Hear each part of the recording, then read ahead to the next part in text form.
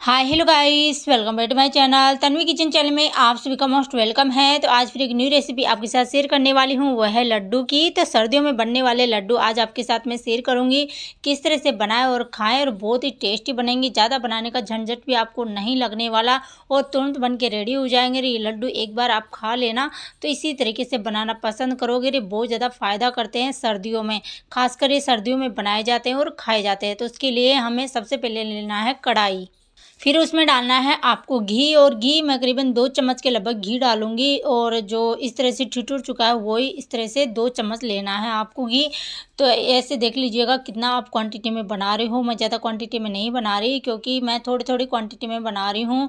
और अभी मैं इस तरह के लड्डू बनाऊँगी जो सर्दी में खाए जाते हैं। फिर कई तरह के गोंद के लड्डू भी बनाऊँगी। कई तरह के लड्डू मैं बनाने की रेसिपी आपके साथ शेयर करूँगी, यदि आप कमेंट करके बताओगे। जैसे जापे में लड्डू किस तरह से बनाएं और खाएं। जैसे जिनके बच्चे हो जाते हैं, डिलीवरी हो जाती है, उसके बाद में कौन से लड्डू बना के खाएं कि आपके फ़ायदा होए, आपको बच्चे को भी नुकसान नहीं करे, आपके शरीर को बहुत ज़्यादा फ़ायदा दे। वे भी लड्डू बनाने की रेसिपी आपके साथ शेयर करने वाली हूँ। लेकिन जो आज मैं लड्डू बना रही हूँ ना, वो आप बड़े से लेके बच्चे सभी खा सकते हैं और बहुत ज़्यादा ही फ़ायदा देते हैं। तो फिर बाद में ये मेल्ट होने लगा घी। उसके बाद में मैंने डाल दिया है इसमें आटा। 2 कटोरी के लगभग आटा लिया है। तो मैं बच्चों के लिए बना रही हूँ, अभी तो फ़िलहाल बच्चों को ही बना के दे रही हूँ। और हम इंग्रेडिएंट इसमें ऐड करते हैं तो बच्चे खाते नहीं हैं। जैसे सौंठ ऐड कर दिया, मेथी ऐड कर दिया, तो वो नहीं खाते हैं। तो इस तरह के लड्डू हम बनाते हैं ना, वो बच्चे खा लेते हैं। तो इसको बिल्कुल इस तरह से आपको सिकाई कर लेनी, बिल्कुल कच्चापन नहीं रहना चाहिए। जैसे घी है ना, वो दोबारा से मेल्ट हो दिखने लगे और उसमें अच्छे से अलग से दिखने लगे, तो इसका मतलब समझिए कि हमारा अच्छे से ये आटा है भुन चुका है और इसका कलर भी बिल्कुल ब्राउननेस आ जाए। जब तक ये आटे को भूनना है, तो हमारा आटा बिल्कुल भुन चुका, कच्चापन नहीं रहना चाहिए। कच्चापन रह जाता है ना आटे में, तो फिर क्या होता है कि वो जीभ में लगता है और फिर टेस्ट खराब हो जाता है लड्डुओं का। तो इस तरह से घी ऊपर तैरने लगे ना, आटे में अलग से ही नज़र आने लगे, जब तक भुनाई करनी है आटे की अच्छे से।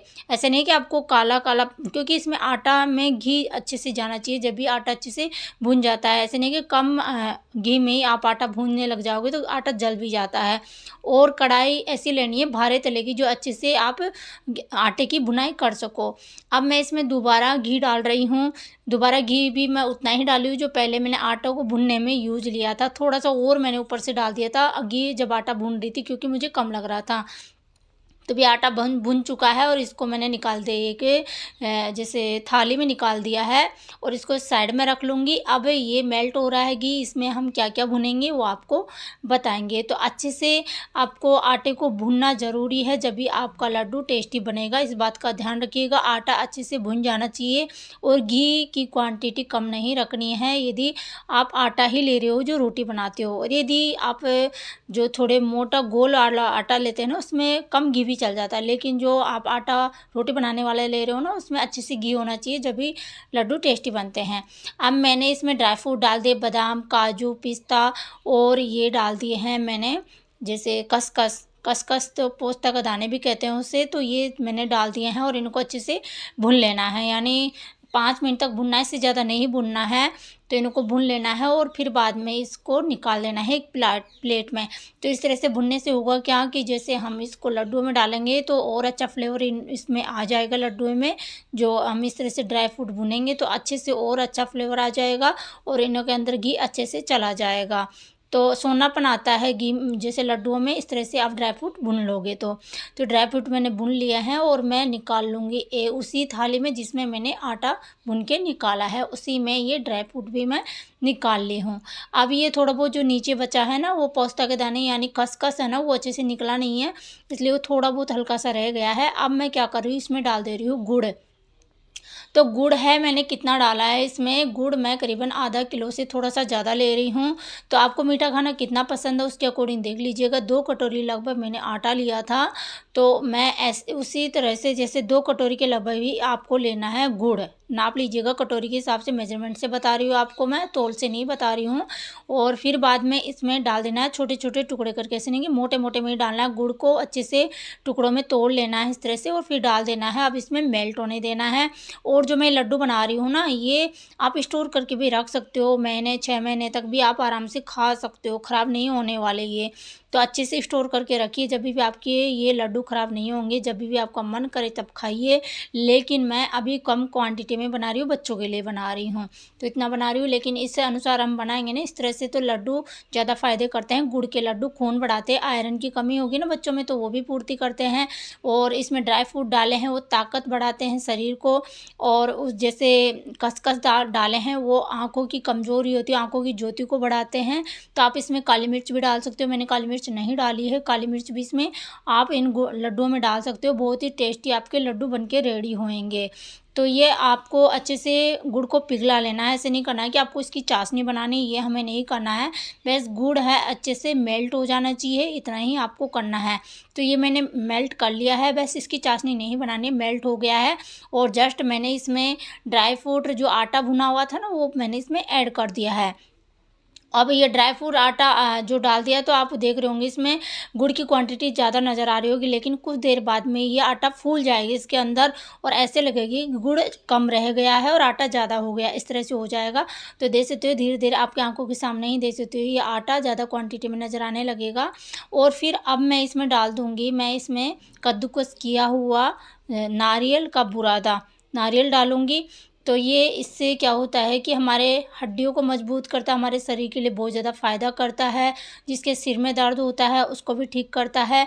यदि नारियल आप डालोगे, यानी जो कद्दूकस किया हुआ होता है ना, खोपरा, हमारे राजस्थान में खोपरा बोलते हैं इसे।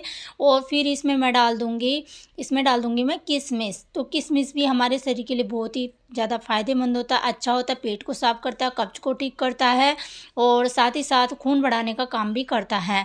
तो ये सब चीज़ें हमने जो भी डाली है ना वो हमारे शरीर के लिए बहुत ज़्यादा फ़ायदेमंद होती है। तो ये बच्चों को आप ये खिलाइए। बच्चों का यदि खून की कमी है या जैसे पढ़ाई का बहुत ज़्यादा बोदरेसन है तो उसमें काजू पिस्ता सब कुछ बादाम वादाम सब इसमें डाले हैं, तो आपके बच्चों के ऊपर जो लोड पड़ रहा है पढ़ाई का उसमें भी ये दिमाग को में ताकत देने का काम करता है, शरीर को बॉडी को बनाता है, बोन्स मजबूत होते हैं और खून की कमी की भी पूर्ति करता है। तो इस तरह से छोटे छोटे से लड्डू आपको बना लेने हैं, ज़्यादा बड़े भी लड्डू नहीं बनाने क्योंकि ज़्यादा क्वांटिटी में बच्चे खाते नहीं है, तो मैं छोटे छोटे से बना के रख लूँगी। तो इस तरह से इतने जो मैंने छोटे सा लड्डू बनाया ना उस तरह से बना के रख लीजिए। और जब भी आप अपने बच्चों को दे रहे हो एक लड्डू दे दीजिए, सुबह शाम जब भी आपका जैसे बच्चे खाना चाहते हो उस टाइम दे दीजिए, लेकिन सुबह सुबह आप इस लड्डू को खिलाओगे तो ज़्यादा फ़ायदा ये करेगा।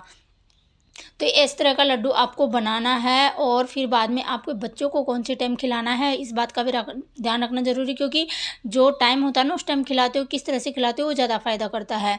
तो ये एक लड्डू देना है दूध के साथ, 1 गिलास दूध के साथ सुबह सुबह मॉर्निंग में नाश्ते की जगह आप लड्डू और 1 गिलास दूध दे दोगे ना तो वो बहुत ज़्यादा फ़ायदा करेगा।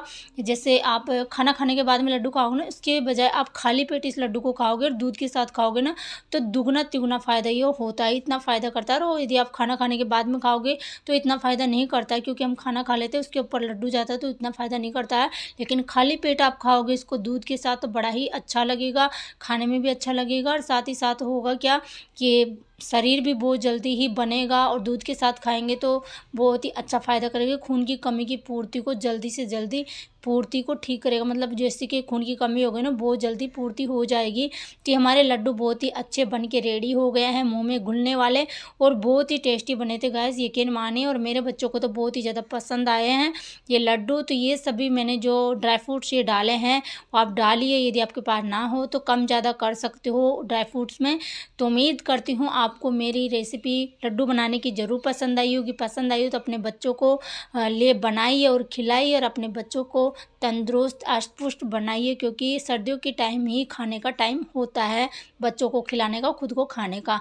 तो मिलते हैं नेक्स्ट वीडियो में, बाय एंड टेक केयर।